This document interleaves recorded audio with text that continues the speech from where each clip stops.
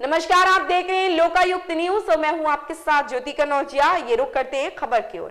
लगभग 80 लाख ड्राइवरों की चली जाएगी नौकरी, जानिए केंद्रीय मंत्री नितिन गडकरी ने ऐसा क्यों कहा। नितिन गडकरी ने कहा, मैंने अमेरिका में ही कहा था कि मैं किसी भी कीमत पर भारत में ड्राइवर रहित कारों की अनुमति नहीं दूंगा। ऐसा इसलिए क्योंकि हमारे देश में बड़ी संख्या में लोग ड्राइवर के रूप में काम करते हैं, इसलिए ड्राइवर रहित कारों के चलन से उनकी नौकरियां चली जाएंगी।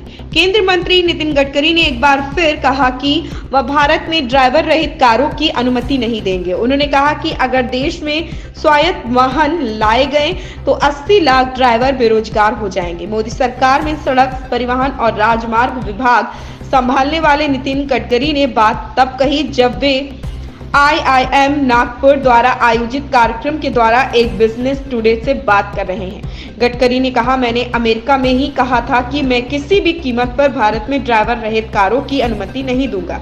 ऐसा इसलिए है क्योंकि हमारे देश में बड़ी संख्या में लोग ड्राइवर के रूप में काम करते हैं, इसलिए ड्राइवर रहित कारों के चलन से उनकी नौकरियां चली जाएंगी। 70 से 80 लाख लोगों की जॉब चली जाएगी। सड़क परिवहन मंत्री ने आगे कहा, ऐसे वाहन केवल छोटी आबादी वाले देश के लिए उपयुक्त हैं। उन्होंने कहा कि अगर ऐसे वाहन भारत में आ गए तो लगभग 70 से 80 लाख लोगों की नौकरियां चली जाएगी और यह एक अलग मुद्दा बन जाएगा। इससे पहले नितिन गडकरी ने कम से कम 2 बार इसी तरह की अपनी बात रखी थी, जुलाई 2017 और दिसंबर 2019 में। तब भी गडकरी ने देश में ड्राइवर रहित कारों के विचार पर सार्वजनिक तौर पर विरोध व्यक्त किया था और यही कारण बताया था कि ड्राइवर के रूप में काम करने वाले लोग बेरोजगार हो जाएंगे। इस बीच IIM नागपुर कार्यक्रम में गडकरी ने मोदी सरकार और एलन मस्क के नेतृत्व वाली दुनिया की सबसे बड़ी EV निर्माता टेस्ला के बीच चल रही चर्चा के बारे में भी बात की।